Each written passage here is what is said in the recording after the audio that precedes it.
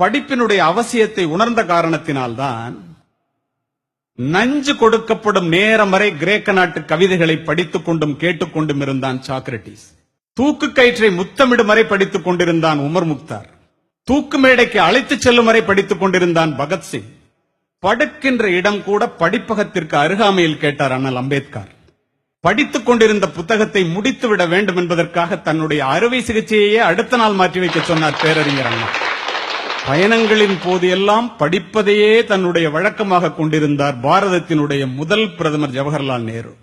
படித்துக் கொண்டிருந்த புத்தகத்தை முடிக்காமல் தூக்கத்தையே மறந்தவர் முன்னாள் ஜனாதிபதி ராதாகிருஷ்ணன் அவர்கள். படிப்பால் மட்டுமே பாரதத்தை பாராள வைக்க முடியும் என்று படித்து படித்து சொன்ன மகா மனிதர் திரு ஏபிஜே அப்துல் கலாம். 35 ஆண்டுகள் நூலகத்திலே மூழ்கி மூலதனம் என்னும் வேதாந்தத்தை கண்டுபிடித்தான். இன்று வரை கம்யூனிஸ்டுகளுடைய பைபிளாக போற்றப்படுகிறது கார்ல் மார்க்ஸ். இதையெல்லாம் நான் எதற்காக சொல்லுகின்றேன் என்றால், படிப்பு ஒரு மனிதனை எந்த அளவிற்கு உயர்த்தும் என்பதை ஆசிரியர்கள் உணர வேண்டும்.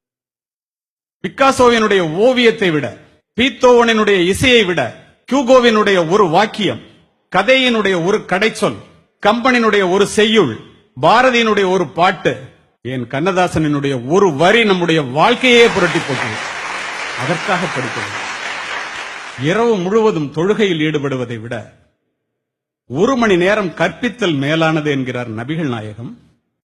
கற்றுக்கொள்வது மனித பண்பு, கற்றுக் கொடுப்பது மனித மாண்பு.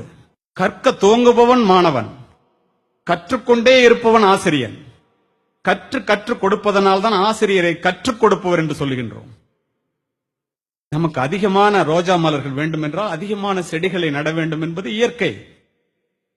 நமக்கு அதிகமான அறிவு வேண்டும் என்றால் அதிகமான புத்தகங்களை படிக்க வேண்டும்.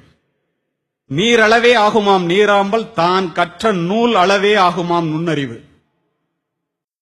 நிறைய பட்டங்களை பெற்று தன்னுடைய பெயரை அலங்கரிப்பவர்களை விட நல்ல புத்தகங்களை படித்து தன்னுடைய மனதை அலங்கரிக்கின்ற ஆசிரியர்கள் மேன்மையானவர்கள் என்பேன்.